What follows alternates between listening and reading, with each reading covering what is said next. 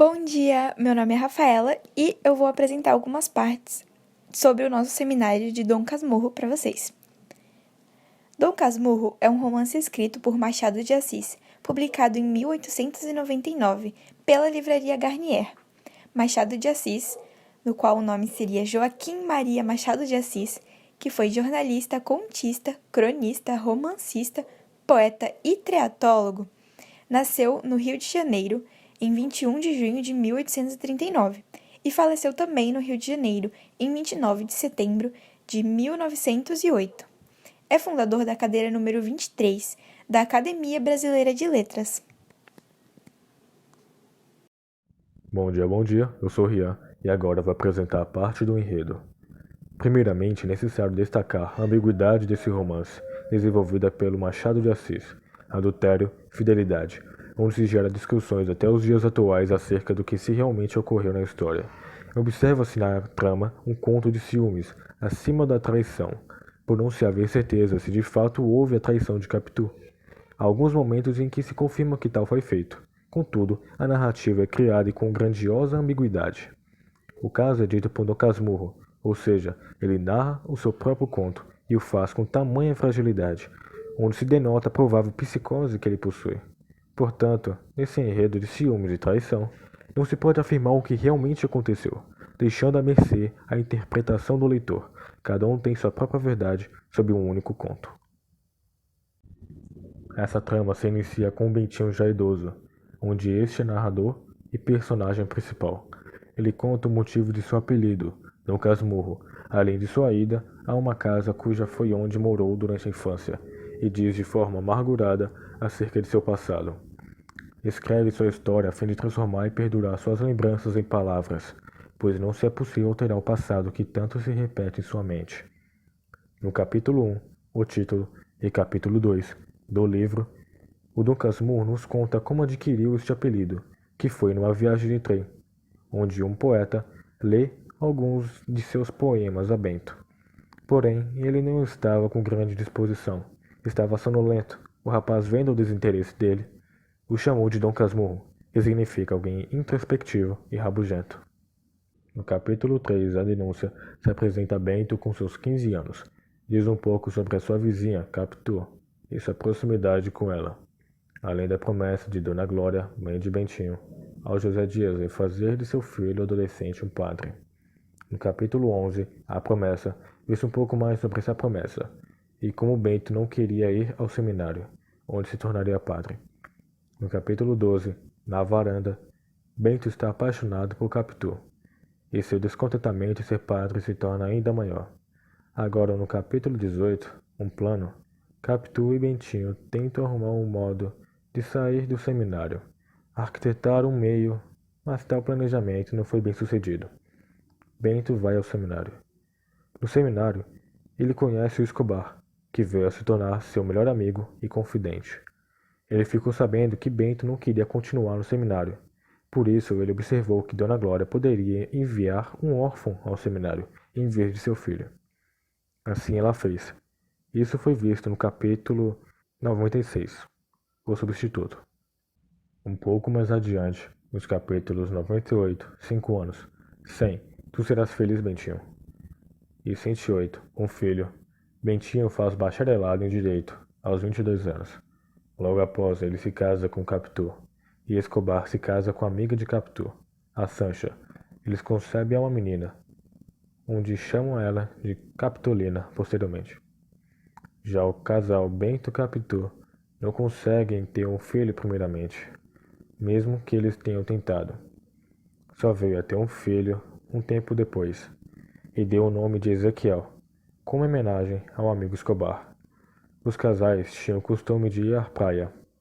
Uma certa vez, Escobar foi ao mar nadar, pois era um ótimo nadador. Mas não foi nesse dia que ele voltou à praia vivo. Morreu afogado, como dito no capítulo 121, A Catástrofe. No capítulo seguinte, 122, O Enterro, Capitu derrama suas lágrimas sobre o defunto.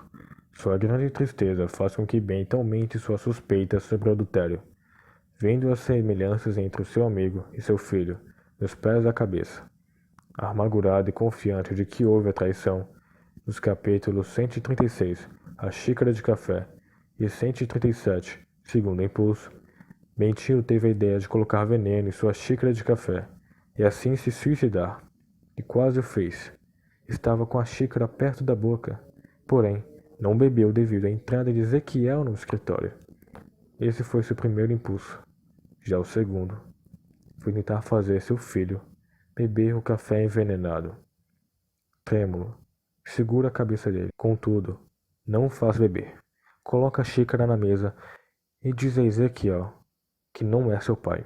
O casal não tem como se sustentar em meio a tudo isso, mas separar de repente não é bem visto à época. Por isso, no capítulo 141, a solução, eles decidem ir à Suíça. Contudo, todavia, apenas Bentinho iria voltar. E assim ocorreu.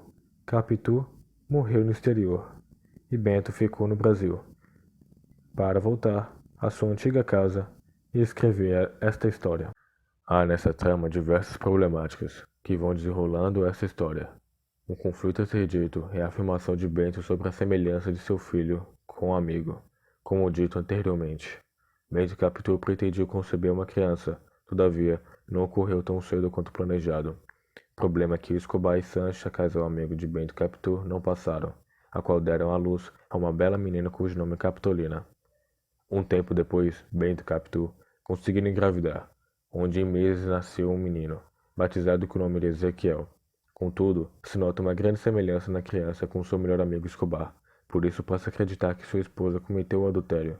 Houve pouca comunicação, apenas os gestos e olhares de Capitu diziam tudo a ele. Isto o enfurece, onde em um dos passeios à praia que os dois prestavam, Escobar acaba morto afogado no mar. Um ocorrido duvidoso, pois ele era um ótimo nadador. Tal ocorrido foi dito no capítulo 121, a tragédia, no seguinte trecho. Um escravo da casa de Sancha que me chamava. Parei lá. Senhor nadando, senhor morrendo. Não disse mais nada. O eu não lhe ouvi o resto. Vesti-me. Deixei recado a Capitu e corri ao Flamengo. Em caminho, fui adivinhando a verdade. Escobar meteu-se a nadar, como usava fazer. Arriscou-se um pouco mais afora que de costume. Apesar do mar bravio, foi enrolado e morreu. No capítulo 136 e 137, a raiva de Bentinho sobre essa suposta traição o deixa amargurado cada vez mais. Ele decide se suicidar, bebendo uma xícara de café envenenada. Contudo, desiste com a entrada de Ezequiel no escritório, no seguinte trecho. Se eu não olhasse para Ezequiel, é provável que eu não estivesse aqui escrevendo este livro, porque o meu primeiro ímpeto foi correr ao café e bebê-lo.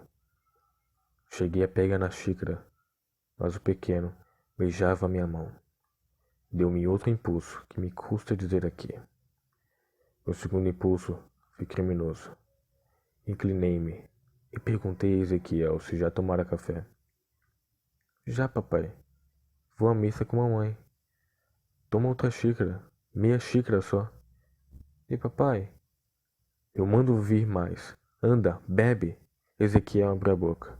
Cheguei-lhe a xícara, tão trêmulo que quase o entornei. Mas não sei que senti que me fez recuar. Pus a xícara em cima da mesa e dei por mim a beijar doidamente a cabeça do menino. Papai, papai! Exclamava Ezequiel. Não, não! Eu não sou teu pai. Após alguns capítulos, discussões e mais certeza da traição, o casal se separa. Um bom tempo depois, Capitu morre ao exterior, e Ezequiel, já grande, tenta reatar uma ligação com seu pai. Porém, não foi possível devido ao rancor de tal. Com o tempo, Ezequiel morre infeliz de febre tifoide. Bom dia, gente. Eu sou a Sofia e eu vou falar sobre o foco narrativo, né, do livro Dom Casmurro, né? Então, o narrador é em primeira pessoa, né, e ele é o Bento Santiago, transformado no Dom Casmurro velho, né? E toda a história é uma lembrança do personagem sobre sua vida, desde os tempos de criança, quando ainda era chamado de Bentinho. Porém, trata-se de um narrador problemático, né? Primeiro, porque o narrador é um homem mente arrasado e instável. Segundo, porque ele narra fatos que não conhece bem, podendo ser tudo fruto de sua imaginação. Mas como é ele que narra os acontecimentos e, por isso, pode manipular os fatos da maneira que melhor lhe convém, não sabemos até que ponto os fatos relatados correspondem ao de que fato aconteceu, né? Ou se são só uma interpretação feita pelo personagem, que além de tudo, escreve que não tem boa memória, né? Então é isso. Eu sou a Luna Júlia Ferreira e eu vou falar sobre o tempo. O tempo da narrativa é psicológico e não cronológico. Esse recurso é chamado de impressionismo, porque o narrador se detém nas experiências que marcaram sua subjetividade. Recorrendo à memória do narrador protagonista, as ações são contadas em flashbacks. Contudo, surgem indicações temporais que nos permitem situar cronologicamente alguns acontecimentos marcantes. Em 1858, acontece a partida para o seminário. Em 1865, Santiago se casa com Capitu. Em 1861, ocorre a morte de Escobar, melhor amigo de Santiago, e começam as suspeitas da traição. Em 1872, Santiago diz a Ezequiel que ele não é seu filho. Conflito entre o casal, que decide partir para a Europa, para o protagonista não causar o escândalo. O protagonista regressa ao Brasil sozinho e a família se separa para sempre. Análise do espaço. Se passa no Rio de Janeiro entre 1857 e 1875. Uma noite dessas, vindo da cidade para o Engenho Novo, encontrei no trem da Central um rapaz aqui do bairro, que eu conheço de vista e de chapéu. Rua de Matacavalos, onde a família de Betinho mora, bairro da Tijuca, onde Betinho e Capitu passam a lua de mel. Bairro da Glória, onde Betinho e Capitu moram, o Engenho Novo, onde Betinho passa a velhice. Este é o Dr. Santiago, que casou há dias com aquela moça, Dona Capitalina. Depois de uma longa paixão de crianças, moram na Glória.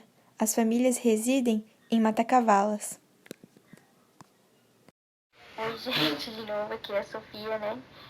Eu vou falar agora sobre os personagens, né? Então a gente tem o Bento, Santiago, o Bentinho é o Dom Casmurro. Ele é narrador da história e também um protagonista, né? Ele tem uma postura mais de anti-herói, né?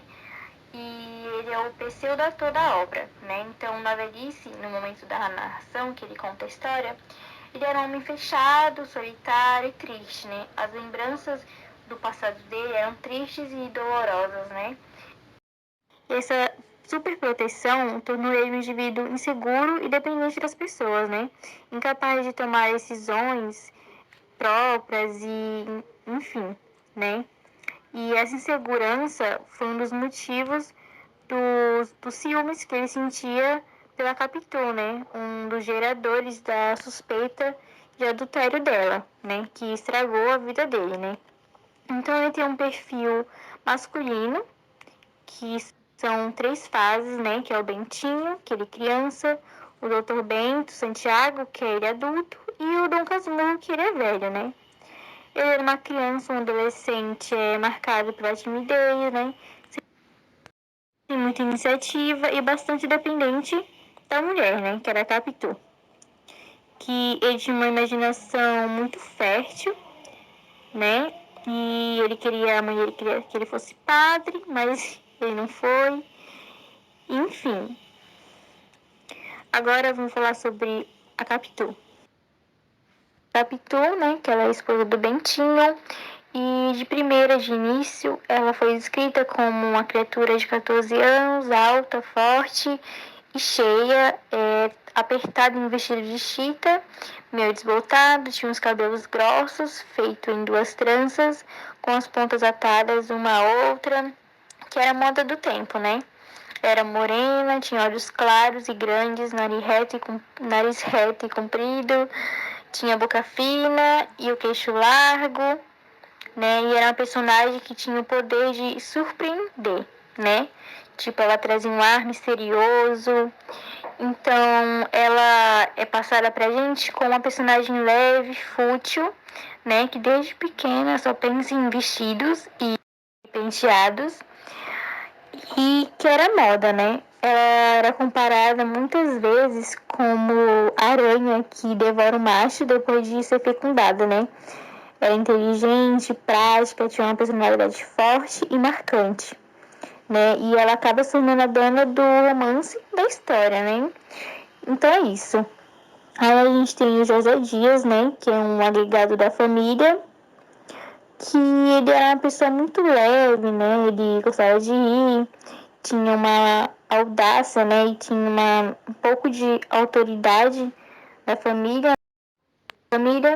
Ele vestia-se bem simples, né? E ele teria mais ou menos 55 anos, né? E ele virou parte da família, né? E ele cuidava muito do Bentinho. E ele tinha um carinho meio que paternal por ele, né? Então é isso. Aí a gente tem a Dona Maria da Glória, né? Que era mãe do Bentinho. Que ela queria que o filho fosse padre, né? Devido a uma promessa que ela fez. E desejava ter ele perto de si, né? Com aquela proteção toda, né? Mas no início ela era muito opositora, né? Enfim. E aí tem o tio Cosme, que era irmão da mãe do Bentinho, irmão de Dona Glória. E ele era um advogado, viúvo, era gordo e pesado, né? Ele ocupa uma posição neutra. Ele não se opunha ao plano de Bentinho, tipo, a não ser mais padre, mas também não intervinha, né? Ele não, enfim, ele não fazia muita diferença, né? A gente tem o Padua, né, que era o pai da Capitu, e a mãe dela, né?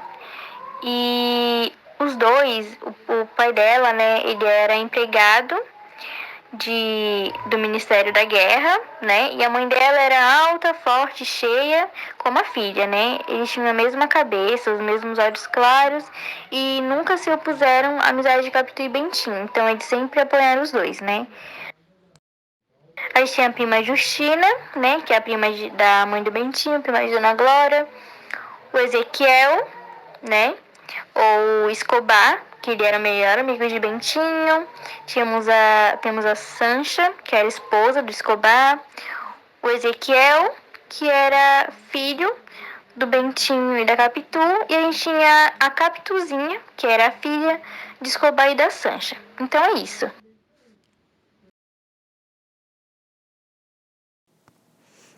Dom Casmurro é uma obra narrada em primeira pessoa por um homem já velho e solitário, Santiago/Betinho quando mais novo. O protagonista que pretende atar as duas pontas da vida, lembrando e revivendo seu passado. A narração começa na juventude, quando Santiago descobre o seu amor por Capitu, amiga de infância com quem acaba se casando. O romance explora temas como desconfiança, ciúme e traição. O romance é construído em flashback, é de uma pessoa desiludida e amargurada, e sua visão dos fatos narrados é totalmente subjetivada e unilateral. Devido a este caráter da narração, o leitor não consegue distinguir a realidade e a imaginação de Santiago. O livro adquire diversas leituras possíveis e permanece-se com a dúvida sobre o adultério de Capitu.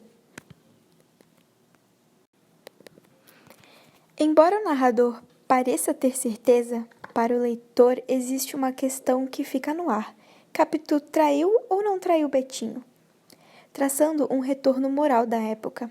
Além disso, a linguagem utilizada por Machado de Assis é marcante e bem cuidada, sendo clássica e regida pelas normas de correção gramatical estabelecidas.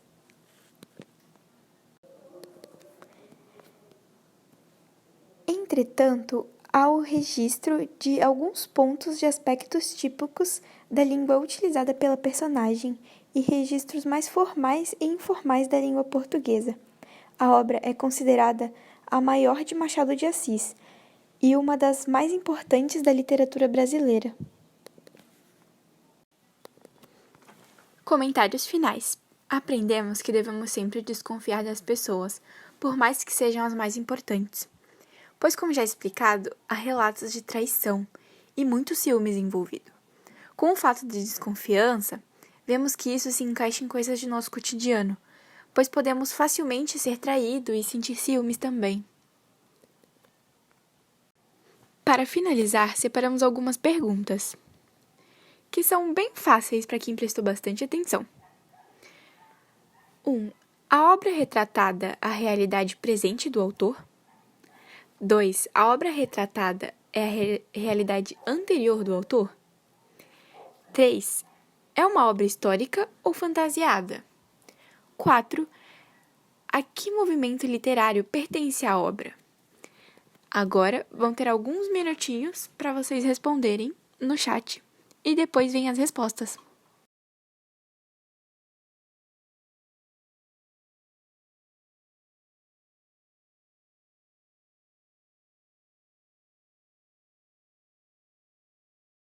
Agora as respostas. 1. A obra retratada a realidade presente do autor? Não é a realidade presente de Machado de Assis. 2. A obra retratada a realidade anterior do autor? Sim, na sua infância. 3.